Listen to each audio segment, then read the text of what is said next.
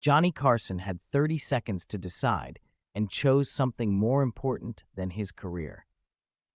Johnny Carson had 30 seconds before the commercial break ended.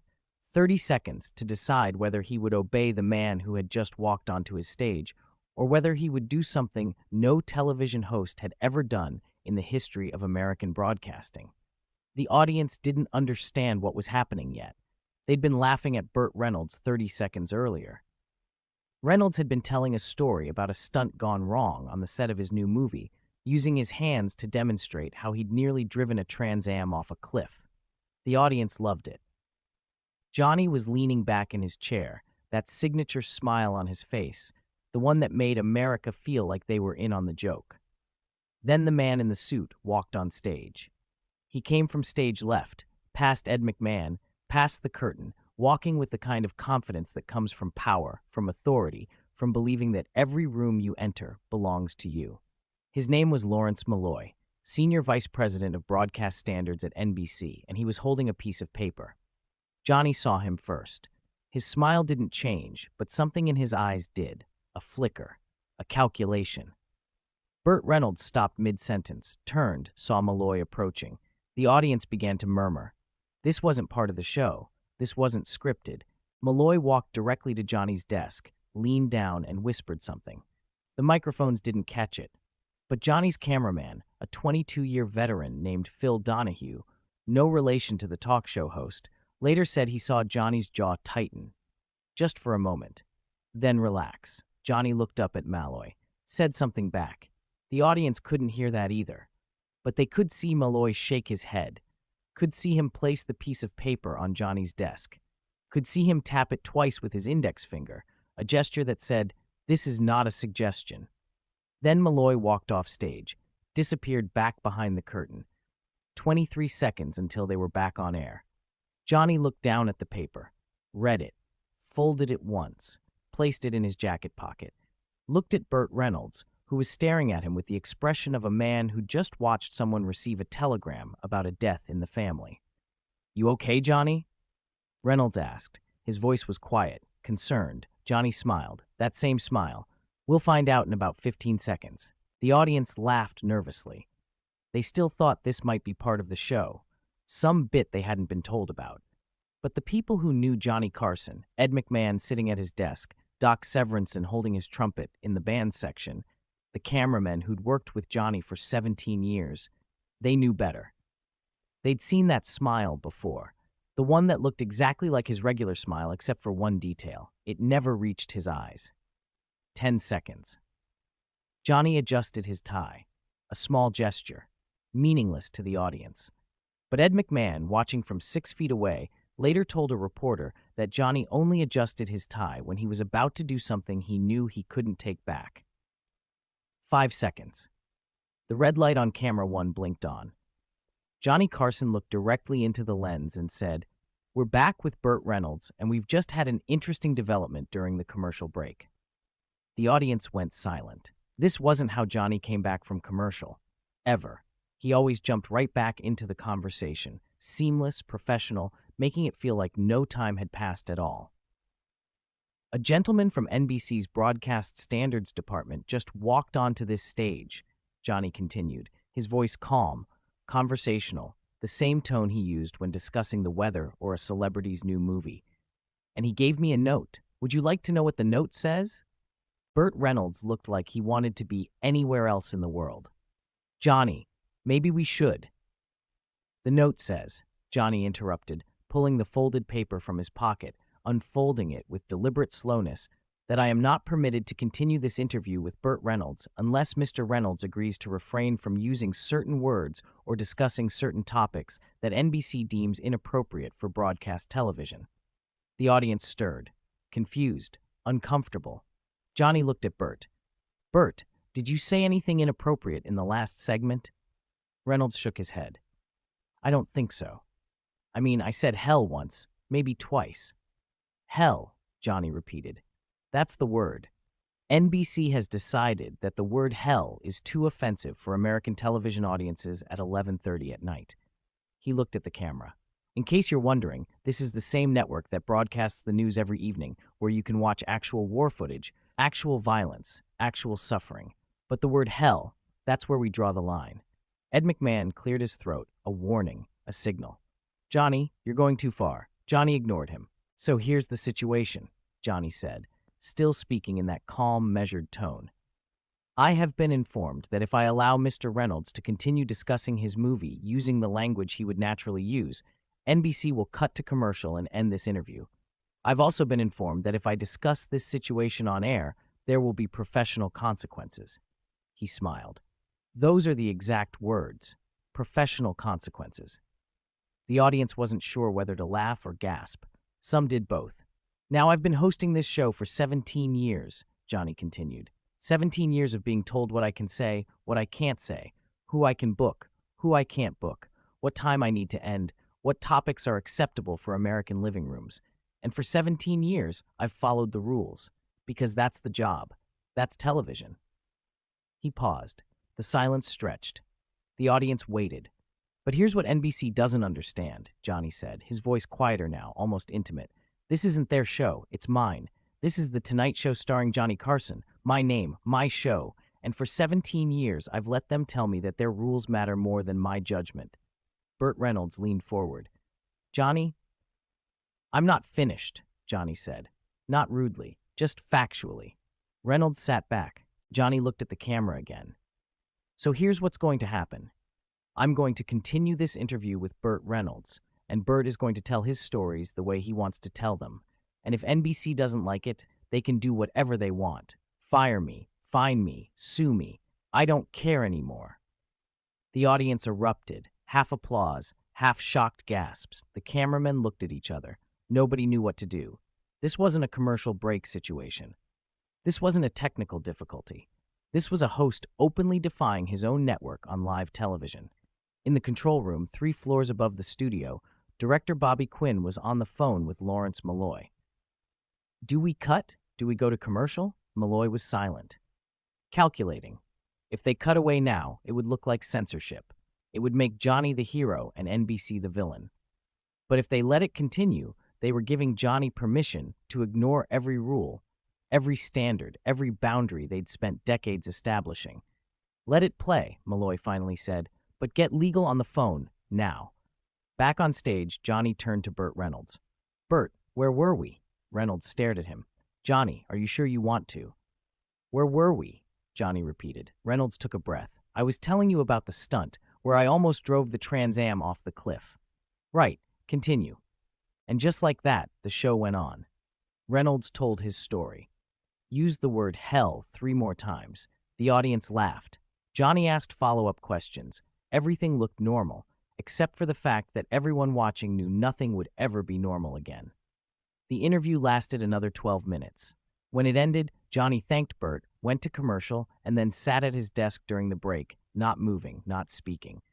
Ed McMahon walked over. Johnny, that was either the bravest thing I've ever seen or the dumbest. Johnny looked up at him. Probably both. They're gonna come for you. I know. Was it worth it? Johnny thought about that. Ask me in a week. The rest of the show proceeded normally. Johnny did his monologue for the second segment, brought out another guest, made jokes, smiled, said goodnight to America. The audience gave him a standing ovation, though most of them didn't fully understand why.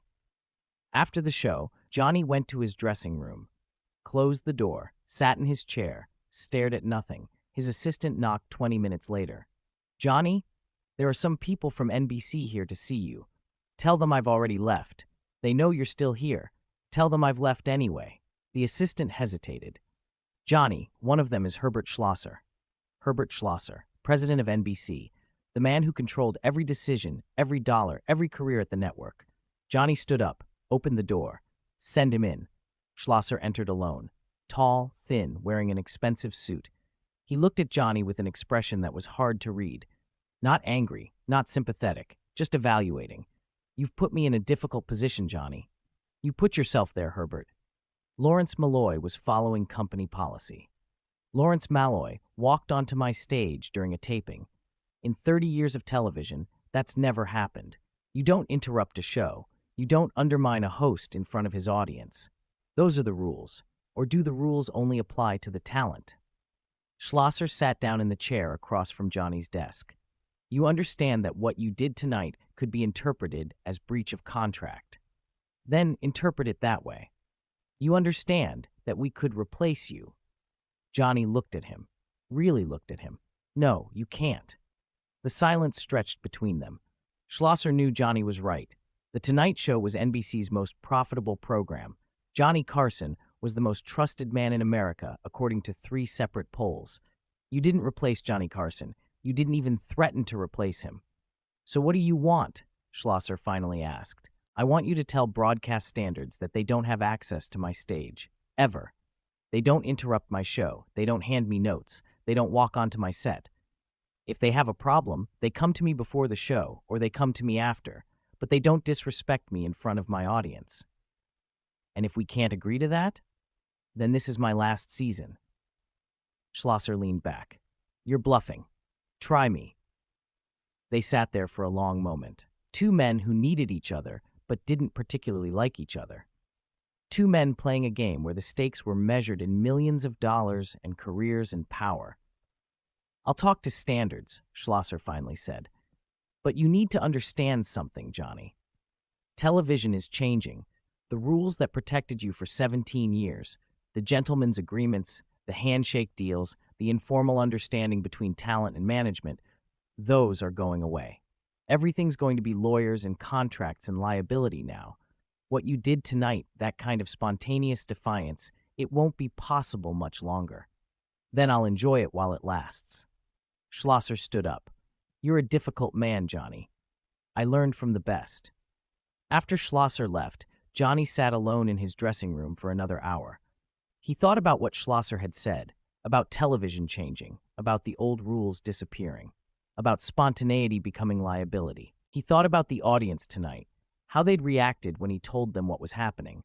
Half of them thrilled, half of them terrified. All of them recognizing they were watching something real, something unscripted, something that revealed the machinery behind the curtain. And he thought about the look on Lawrence Malloy's face when he'd walked onto the stage. That absolute certainty, that assumption of authority. The belief that his piece of paper mattered more than Johnny's 17 years of judgment. Johnny's assistant knocked again. There's a call for you. It's Fred Silverman. Fred Silverman, president of ABC, NBC's biggest competitor.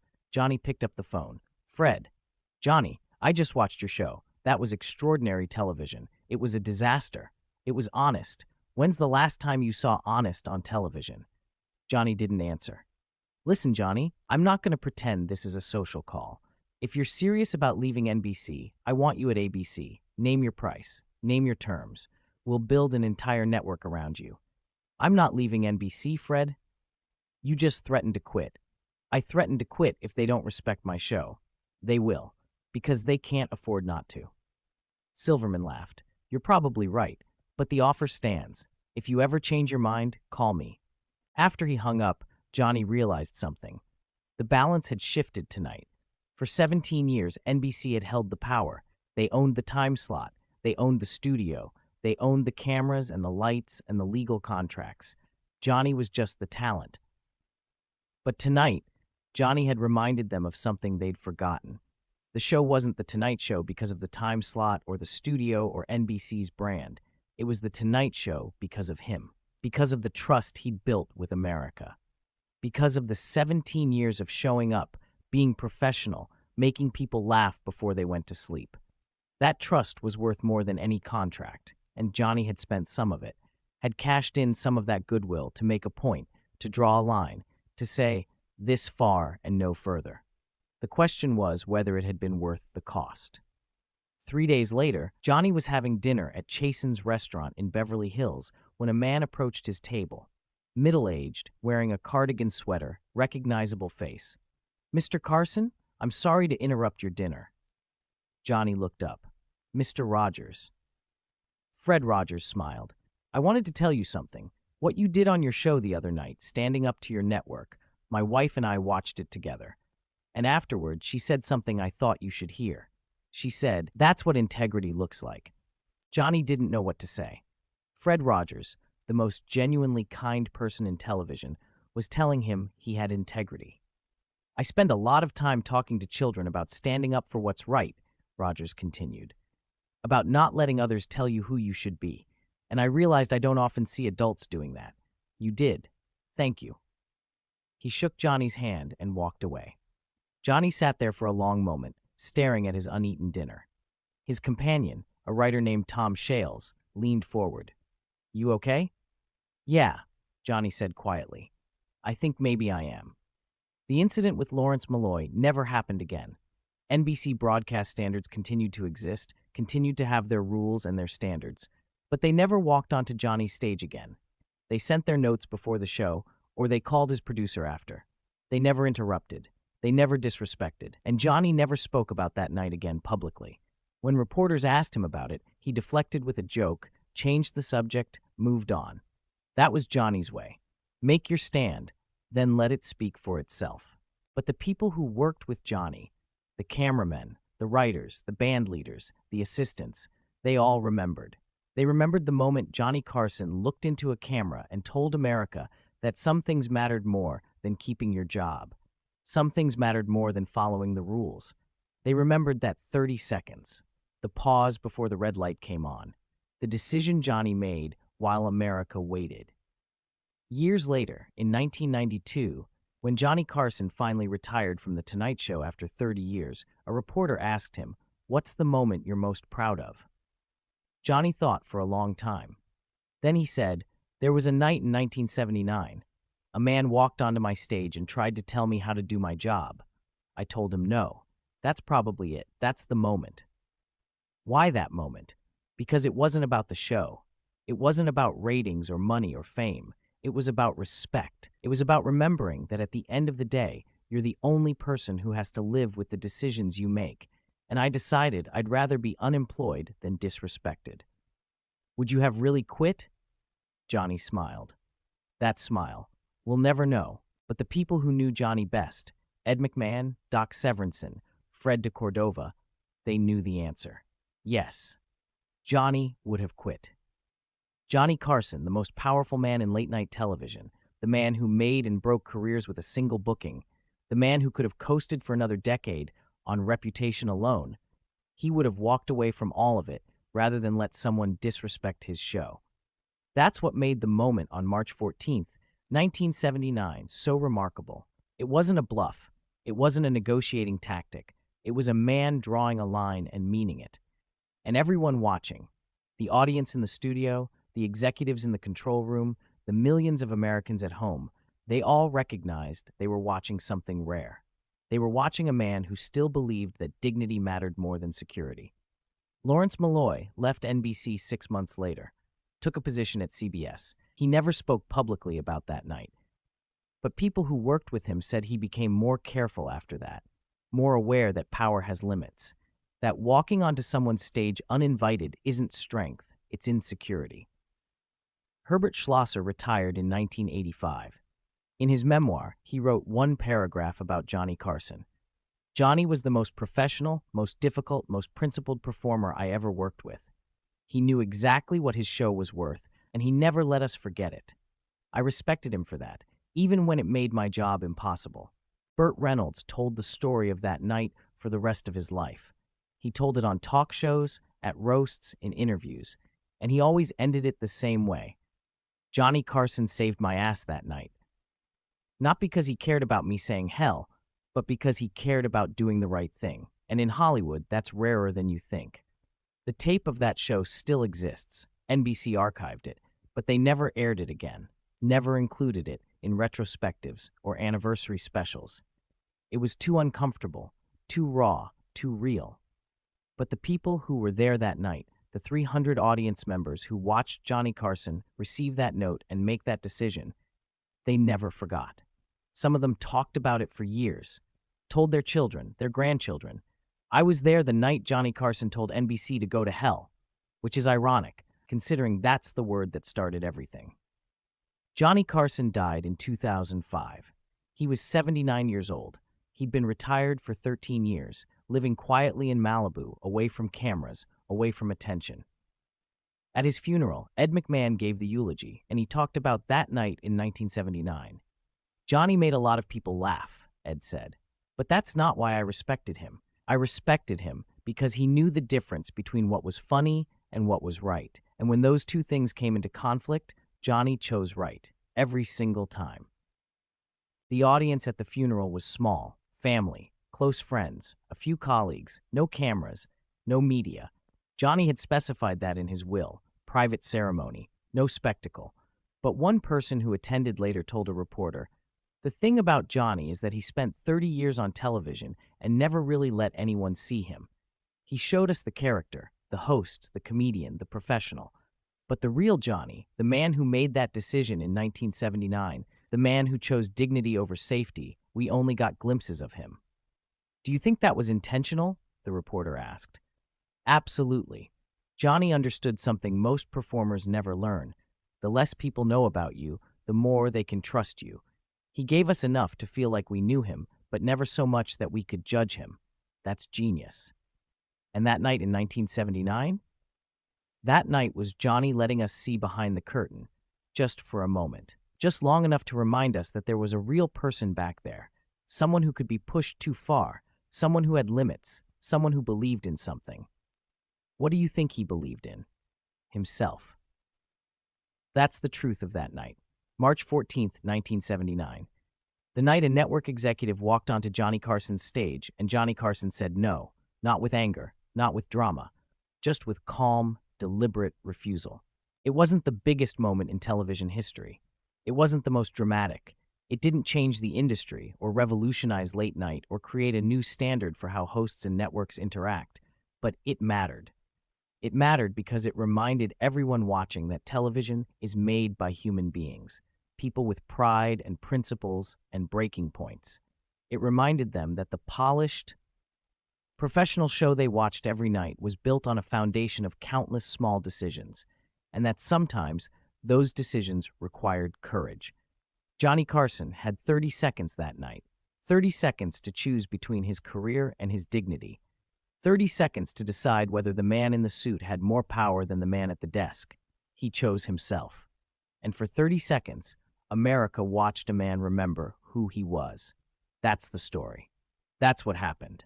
Not a scandal, not a controversy, just a moment, a line drawn, a decision made, the kind of decision that defines a life, the kind of moment that reveals character, the kind of silence that speaks louder than any joke Johnny Carson ever told.